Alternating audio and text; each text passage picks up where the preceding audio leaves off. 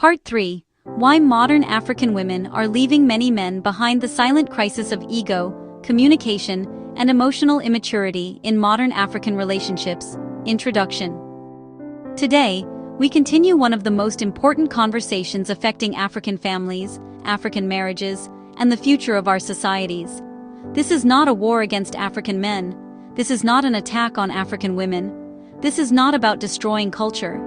This is about saving families before we lose another generation. Because the truth is painful, many African marriages today are not collapsing because people do not love each other.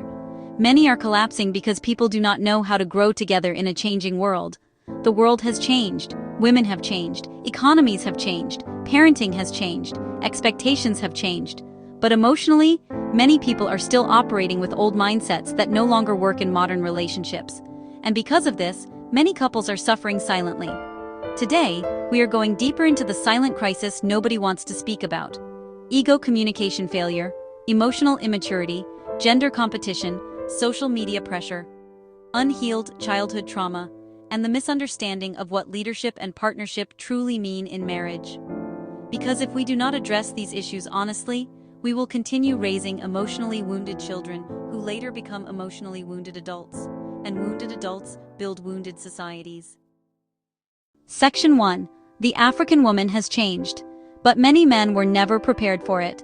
For generations, many African women were raised to depend almost entirely on men financially and socially. But today, many African women are educated, financially independent, globally exposed, career-driven, emotionally aware, spiritually reflective, and ambitious. This is not a bad thing. The problem is that many African men were never emotionally prepared for this new reality. Some men grew up believing, a man must always be superior. A woman should never question a man. Leadership means control. A successful woman becomes disrespectful.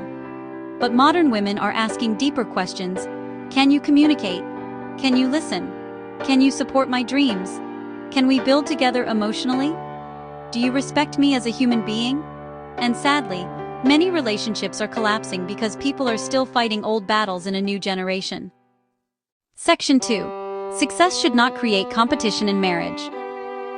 One of the biggest silent killers in modern African marriages is competition between husband and wife. Instead of partnership, some couples are competing. Who earns more? Who is more educated? Who sacrifices more? Who controls the home? Who gets more respect? Marriage was never designed to be a battlefield. Marriage is supposed to be a partnership where two people become stronger together. A woman's success should not threaten a man. And a man's leadership should not suppress a woman. When couples compete instead of collaborate, intimacy dies, communication dies, friendship dies, and eventually the marriage begins to suffocate. A husband and wife are not enemies. They are supposed to be allies against the difficulties of life. Section 3. Many African men were taught how to provide, but not how to communicate. This is another painful truth. Many African men were raised to believe that providing money is enough. So many men work hard financially, but struggle emotionally. They were never taught how to express feelings, how to apologize, how to listen, how to comfort, or how to communicate pain without anger. Many men grew up hearing, "Men do not cry. Be strong. Do not show weakness." So they learned silence instead of emotional intelligence. But modern relationships require emotional connection. A woman can live in a beautiful house and still feel emotionally abandoned. And when emotional neglect continues for years, distance begins to grow silently inside the marriage. This is why communication is now one of the most important survival skills in modern marriage. Section 4. Many women are also bringing unhealed pain into marriage. Now let us speak honestly and fairly. Many women are also entering relationships carrying childhood trauma, father wounds, betrayal, abandonment, emotional insecurity, and unrealistic expectations from social media. Some women were never taught how to resolve conflict peacefully, respect differences, control anger, communicate without insults, or build with a struggling man patiently. Social media has also created dangerous illusions. Many people now compare their real marriages to fake online lifestyles. People see luxury online and suddenly become dissatisfied with faithful spouses who are trying their best. Comparison is slowly poisoning contentment. And unfortunately, many couples are now performing marriage online instead of building marriage privately. Section 5. The most dangerous thing destroying modern relationships is pride. Pride is destroying many homes. People no longer want to apologize. People no longer want to forgive. People no longer want to humble themselves. Everybody wants to win arguments. But in marriage, when one person wins by destroying the other emotionally, both people lose. Pride says, I will not call first. I will not apologize. I do not need anybody. I can do better. But wisdom says, how do we heal this relationship before it dies? Marriage cannot survive where ego is greater than love. Section 6. Children are watching everything. This is why this conversation matters so deeply. Children are watching how fathers speak to mothers, how mothers respond to fathers, how conflict is handled, how respect is shown, and how love is demonstrated. A child raised in constant emotional tension may grow up afraid of marriage, emotionally insecure, angry, withdrawn, or unable to trust relationships. This is why protecting marriage is not only about adults. It is about the next generation. Strong families produce emotionally healthy children. Emotionally healthy children become productive citizens. Productive citizens build strong nations. So when marriages collapse carelessly, society also pays the price. Section 7.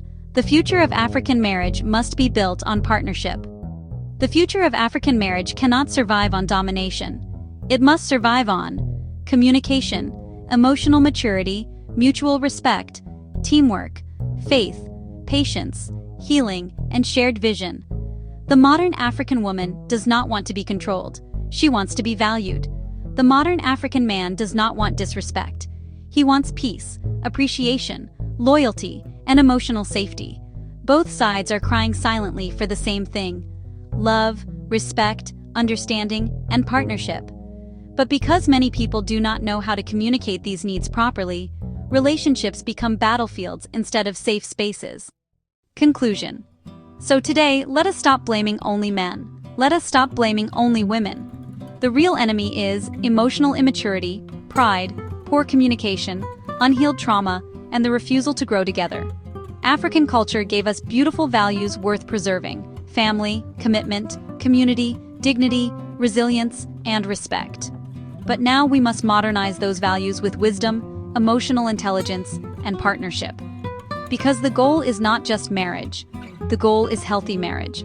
The goal is stable homes. The goal is resilient children. The goal is strong societies and successful nations. Call to action, CTA.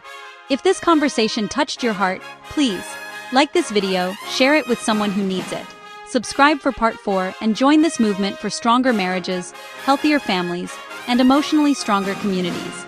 And if you truly want to go deeper into healing relationships, communication, forgiveness, rebuilding trust, and protecting your marriage before it is too late, I invite you to read my new Amazon book, How Not to Divorce. Because divorce does not only affect couples, it can affect generations. But healed marriages can also heal generations. My name is NGWI-MENYI Expressions.